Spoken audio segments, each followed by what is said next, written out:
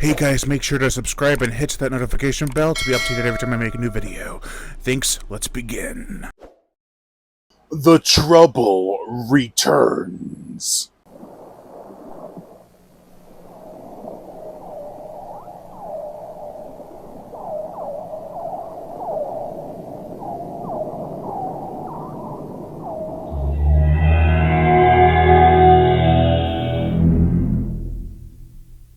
Jaws. Blah blah. 2. This is the 1978 novelization written by Hank Searles. The plot: a newer and larger shark has come to Amity after mating with the shark from the first book. She is bearing their young. After picking off some of the residents, it all comes down to a chaotic conclusion. Meanwhile, a pharmacist receives a picture of the shark and believes that Brody never killed the one from the original book. I mean, technically that's true, but all the while the mafia subplot from the first book makes a more impactful appearance, as well as there being a subplot about a man shooting a sealant being brought up on charges. A lot of stuff. There is a lot crammed into this book, both in the paperback and hardcover editions, because they wouldn't change shit between those two. That'd be weird. It's followed certain elements from the first book and movie. Interesting. It's handled pretty well too. There's brief mentions of Brody once suspecting Hooper and Ellen having an affair. Near the end, the shark is described as sinking into the depths like the first shark in the first book and movie. And the mafia subplot is elaborated more on, unlike in the first book, where it was kind of hinted at that something was going amiss with the mafia and the mayor. Don't press it. For the characters, we have the returning Martin Brody, who doesn't even suspect a shark is back until around page 220. Even then, he doesn't even see the shark until around page 260. Really close to the climax. That's crazy close. The book is only 290 pages. Scotty is a mobster who loves Amity and wants to get a casino open. He doesn't really add anything to the shark plotline, but he is an interesting character regardless. He's kind of a character you love to hate and hate to love. Mike Brody likes to dive and sail in the sea. He's a teenager now and is therefore rebellious and into things such as sports and girls. I'm grounded. My dad won't let me take my boat out. Do you always do what your parents tell you to? Sean Brody is still young, but really wants to tag along with Mike all the time. He also attends to an injured seal that a one Jep shot at. I don't remember if it was injured, but I know it's an infant. Its name is Sammy. Sammy with a Y. Speaking of Sergeant Jep, he is tried for the supposed murder of the 2 divers in the opening of the book, as well as him shooting at the seal, and a speedboat accident that happens later on. Spoilers though, it was the shark.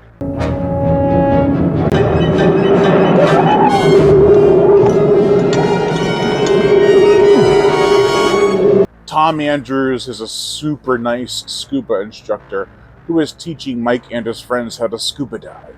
Nathaniel Starbuck is a greedy bastard pharmacist who wants to get the hell out of Dodge before shit hits the fan, which he knows inevitably will.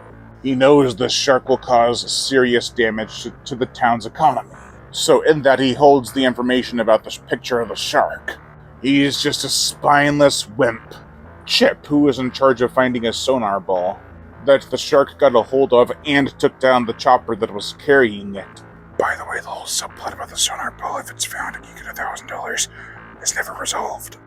I kind of wanted to know if that was going to be resolved, and if the money was going to be used to save Andy Nicholas's life during his operation.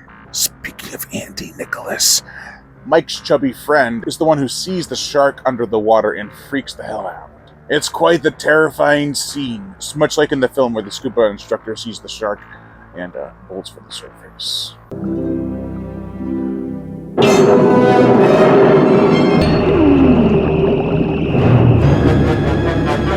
Ellen Brody is a Cub Scout leader and is feeling the pressure that they might not be able to race in the regatta, or what have you. Jackie is Mike's girlfriend and is still beautiful in his opinion. Larry Vaughn Jr. is a bully and a real coward when it comes to the shark peril. And Larry Vaughn Sr. is barely in the book, as is Harry Meadows, who is dedicated to writing articles on Jep's case. Holleran is Jep's lawyer and is a midget. He leaves an impression with his despicable tactics. There are a ton of characters in this book, and they all tie together pretty well, even if they are not all needed.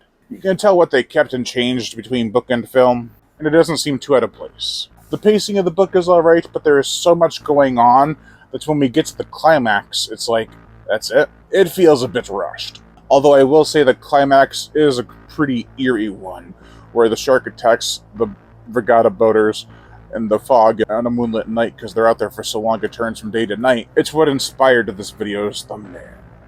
There could have been more shark action, though. The gore! 9 or 10 people are killed indirectly by the jaws of the great white. We get the scuba divers, the speedboat driver, the skier, and the helicopter, including the pilots, which this time there are more than one. There's probably like 2 or 3. There are 2 kills during the regatta scene, as well as one right before. That part made me kind of upset. It's not overly graphic. There is some bloody stuff like a severed leg and a mangled body.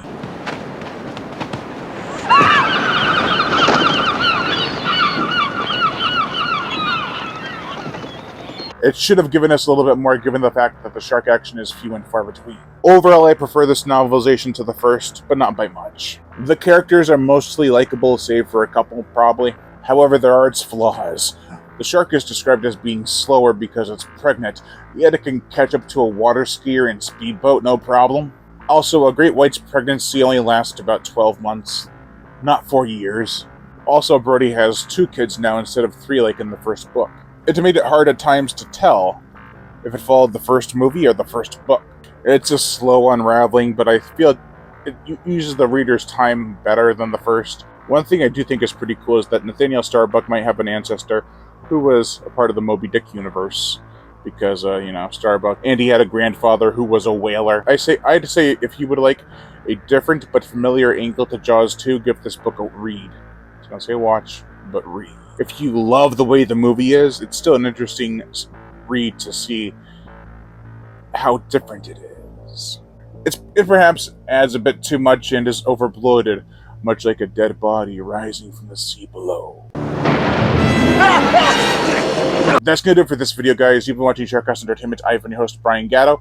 Make sure to like, comment, as well as share this video.